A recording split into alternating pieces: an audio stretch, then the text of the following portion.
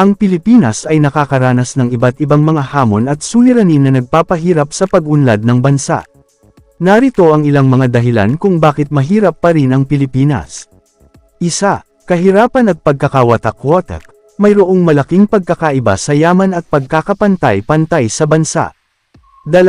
Korupsyon. Ang korupsyon ay isang malaking problema sa Pilipinas na nakakaapekto sa mga serbisyo at proyekto ng gobyerno. 3. Pagkakawala ng trabaho at kahirapan sa ekonomiya. Mayroong mataas na antas ng kawalan ng trabaho at kahirapan sa ekonomiya. 4. Kakulangan sa edukasyon at kalusugan. Mayroong kakulangan sa mga serbisyo sa edukasyon at kalusugan.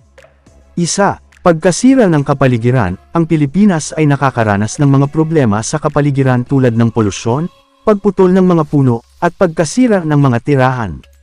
2. Kontrahan at kaguluhan. Mayroong mga kontrahan at kaguluhan sa iba't ibang bahagi ng bansa.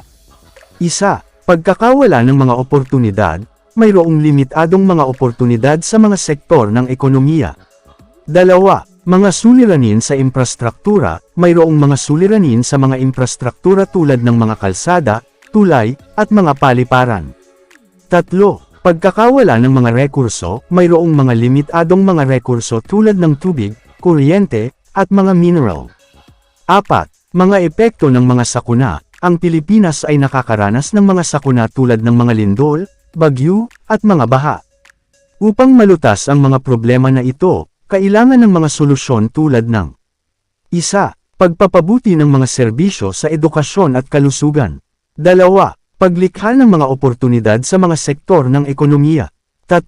Pagpapabuti ng mga infrastruktura. 4. Pagpapabuti ng mga serbisyo sa kapaligiran. 5. Pagpapabuti ng mga programa sa kahirapan at pagkakawatak-watak. 6. Pagpapabuti ng mga programa sa korupsyon. 7. Pagpapabuti ng mga programa sa pagkakawala ng trabaho.